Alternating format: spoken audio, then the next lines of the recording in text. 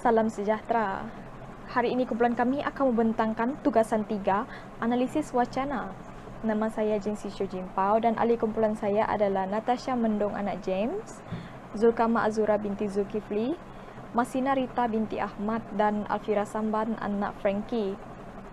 COVID-19 merupakan sejenis penyakit yang sedang hangat merebak di seluruh kawasan, terutamanya di Malaysia.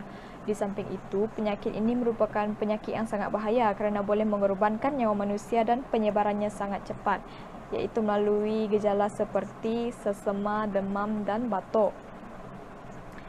Objektif utama tugasan ini adalah untuk mencapai dua hasil pembelajaran khusus, iaitu mendiskriminasikan teks dan ujaran dari sudut linguistik dan bukan linguistik. Objektif kedua tugasan ini adalah untuk mengamalkan budaya kerja berpasukan dalam pembelajaran sepanjang hayat. Wacana yang pertama dirujuk sebagai T1, iaitu wacana tulisan berita yang ditulis oleh Muhammad Fadli yang bertajuk 3 Negeri, KL tukar status ke PKPB mulai 5 Mac. Rentas daerah dibenarkan. Sumber wacana ini adalah daripada Free Malaysia Today pada 2 Mac tahun 2021. Seterusnya, wacana lisan dirujuk sebagai T2, iaitu rakaman video berdurasi 36.16 minit yang bertajuk Sidang Media Menteri Kanan Keselamatan berhubung pelaksanaan PKP.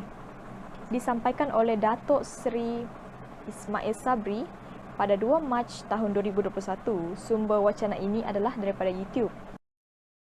Akhir sekali, wacana internet yang dirujuk sebagai T3, iaitu Twitter yang ditulis oleh Datuk Seri Ismail Sabri pada 2 Mac tahun 2021.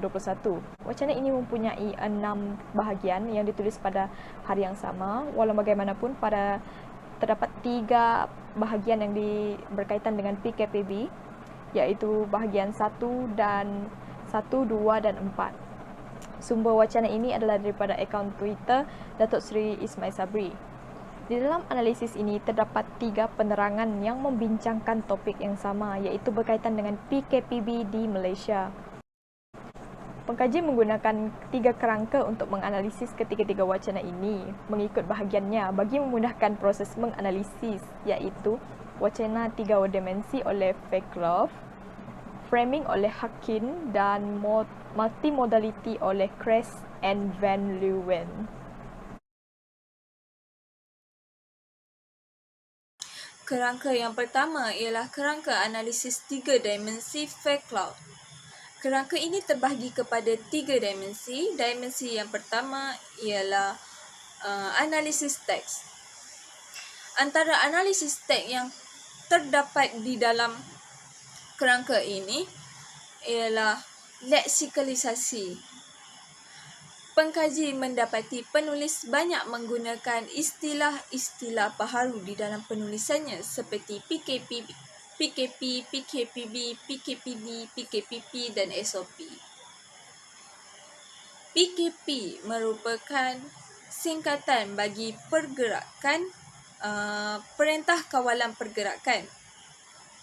Istilah-istilah baharu ini muncul apabila COVID-19 menyerang negara kita.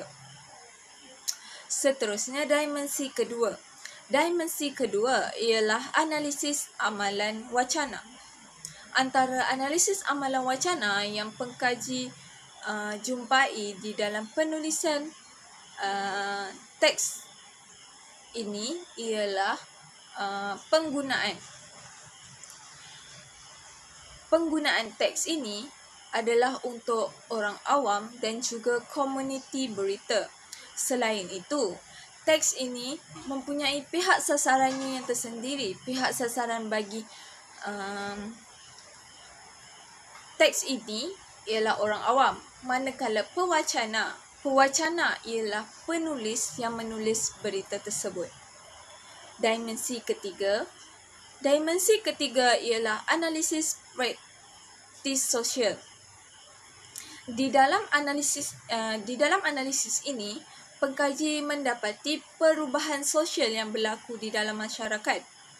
Hal ini demikian kerana Disebabkan oleh pandemik COVID-19, rakyat perlu mematuhi SOP yang telah ditetapkan dengan memakai pelitup muka dan menjaga jarak agar dapat mengawal kebolehjangkitan COVID-19. Kerangka analisis yang kedua yang terdapat di dalam teks yang dikaji ialah kerangka analisis framing hakim. Di dalam kerangka ini, pengkaji mendapati penulis menggunakan pertubuhan di dalam penulisannya. Pertubuhan yang digunakan oleh penulis ialah polis.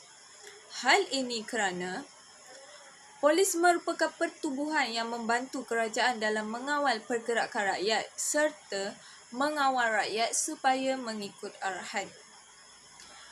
Hal ini dapat dibuktikan di dalam ayat, polis akan guna budi bicara mereka. Jangan anggap kompaun RM10,000, polis akan ambil kesempatan untuk menyaman sesiapa sahaja RM10,000.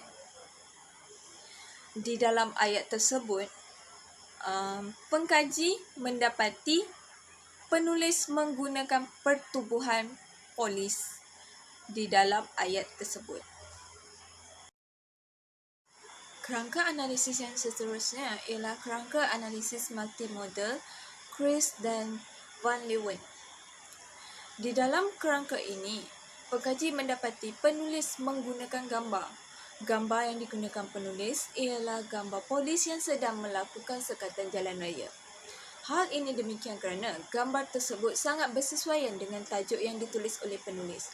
Selain itu, pengkaji juga mendapati daripada gambar tersebut, polis sedang melakukan tugasan yang diberikan dengan menggunakan SOP yang telah ditetapkan oleh KKM, iaitu dengan menggunakan pelitup muka.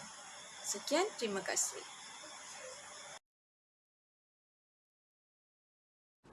Pengkaji melaksanakan analisis dengan menggunakan kerangka analisis dimensi Fairclough. Dimensi yang pertama ialah analisis teks. Melalui dimensi yang pertama ini, pengkaji telah mendapati leksikalisasi semasa menganalisis wacana lisan ini. Antaranya istilah kata baru yang digunakan oleh Datuk Seri Ismail Sabri Yaakob. Oleh data tersebut, pengkaji telah mendapati penggunaan istilah kata baru iaitu PKPB yang membawa maksud Perintah Kawalan Pergerakan Bersyarat dan PKPP yang membawa maksud Perintah Kawalan Pergerakan Pemulihan.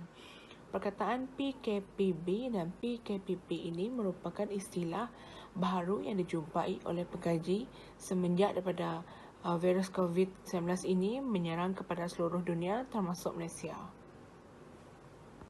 Seterusnya, pengkaji mendapati penggunaan kata ganti nama diri. Contohnya, saya percaya ini merupakan satu perkara yang sangat penting kerana tujuan merekodkan kemasukan pelanggan kerana apabila terjadi kes positif di kalangan pelanggan, maka pihak Kementerian Kesihatan boleh menghubungi mereka yang terlibat yang dianggap sebagai kontak rapat.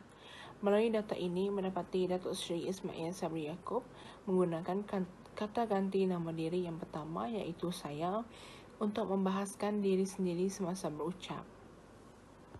Selain itu, dimensi yang kedua ialah analisis amalan wacana. Melalui analisis amalan wacana ini, pengkaji mendapati wacana lisan menggunakan aspek penghasilan dalam intertekstualiti iaitu perandaian. Perandaian ini bermaksud mengandaikan sesuatu yang belum jelas akan keputusannya. Contohnya, jalan lain saya kira semua dah dibuka, cuma bank, institusi kewangan dan lain-lain yang dilesenkan, dilulus dan didaftar. Di samping itu, dimensi yang ketiga ialah analisis praktis sosial. Dalam analisis praktis sosial ini, pengkaji mendapati persoalan ada di analisis wacana lisan tersebut. Contohnya, sepanjang tempoh selepas virus COVID-19 ini menyerang tubuh badan manusia, rakyat Malaysia hidup dalam keadaan normal baru iaitu perlu mematuhi SOP yang telah ditetapkan oleh kerajaan untuk mengekang wabak ini daripada terus merebak dan secara tak langsung perubahan sosial berlaku. Lain daripada itu, pengkaji menggunakan kerangka analisis framing hakim dalam mengkaji wacana analisa ini. Dalam framing merupakan cara teks disampaikan melalui sidang media. Melalui kerangka ini, isu yang difokuskan ialah mengumumkan perubahan SOP dari masa ke semasa yang mengikut kes tempatan negara sama ada berkurang atau meningkat. Hal ini demikian kerana dalam wacana lisan, Datuk Seri Ismail Sabri Yaakob menggunakan beberapa negeri menjalani PKP yang telah ditetapkan. Akhir sekali, untuk kerangka analisis multimodal Chris dan Van Leeuwen, pengaji mendapati Datuk Seri Ismail Sabri Yaakob menyatakan tentang SOP yang dilaksanakan mengikut kadar kenaikan kes tempatan yang ada di Malaysia. Dalam video tersebut, pengaji mendapati Datuk Seri Ismail Sabri Yaakob membaca skrip yang ada di tangan beliau sambil gerak mata memandang kepada wartawan yang ada di situ. Nada suara beliau sepanjang sidang media dijalankan agak tinggi dan rendah sedikit. Oleh itu, berita dan maklumat yang disampaikan sangatlah jelas kepada penonton. Berdasarkan wacana yang dipilih, pengkaji mendapati bahawa pemeran menggunakan beberapa unsur iaitu seperti pepautan, nahuan dan leksikalisasi. Berdasarkan pepautan, pengkaji mendapati bahawa pemeran telah menggunakan pengulangan kata iaitu berdasarkan teks, pemeran telah mengulang beberapa kata yang sama seperti kata nama bagi sesuatu kawasan dan seterusnya. Pemeran juga menggunakan kata hubung dan untuk dalam teksnya. Berdasarkan nahuan pula, pengkaji juga mendapati bahawa pemeran menggunakan jenis pemeran iaitu kata nama dalam teks seperti KKM iaitu Kementerian Keselamatan Malaysia dan seterusnya. Pemeran juga menggunakan ayat pasif dalam teks yang ditulis. Dari segi leksikalisasi, pemeran juga menggunakan beberapa istilah baru seperti PKPP iaitu Perintah Kawalan Pergerakan Bersyarat. Dimensi kedua iaitu analisis amalan wacana. Berdasarkan analisis amalan wacana, pewacana menyebarkan teks melalui media internet iaitu melalui platform Twitter. Golongan yang disasarkan oleh pemeran adalah orang awam. Berdasarkan dimensi ketiga pula iaitu analisis praktis sosial. Berdasarkan analisis praktis sosial, pengkaji mendapati bahawa terdapat perubahan melalui segi sosial, sistem nilai dan pengetahuan oleh masyarakat dan hubungan dalam komuniti. Melalui perintah kawalan pergerakan, secara amnya telah berlaku perubahan yang amat besar dalam kalangan masyarakat di Malaysia iaitu wujudnya norma baru. Setiap masyarakat menjalankan aktiviti secara norma baru iaitu melakukan aktiviti secara pembelajaran dari rumah dan aktiviti secara atas talian. Seterusnya, berdasarkan kerangka analisis framing hakim pula, berdasarkan wacana tersebut, isu yang ditekankan oleh pewacana iaitu Datuk Seri Ismail Yaakob iaitu Menteri Keselamatan dan merupakan Menteri Pertahanan Malaysia. Teks tersebut menekankan tentang pelaksanaan Perintah Kawalan Pergerakan Bersyarat di beberapa tempat di Malaysia. Dan akhir sekali adalah berdasarkan kerangka analisis multimodality oleh Chris dan Van Leeuwen. Berdasarkan kerangka analisis multimodality, pemeran menggunakan beberapa imej dalam tweetnya iaitu imej Bandaraya Kuala Lumpur. Seterusnya, dalam imej tersebut juga pemeran menggunakan tulisan yang agak besar bagi menekankan topik utama iaitu pelaksanaan PKPB di 4 buah kawasan.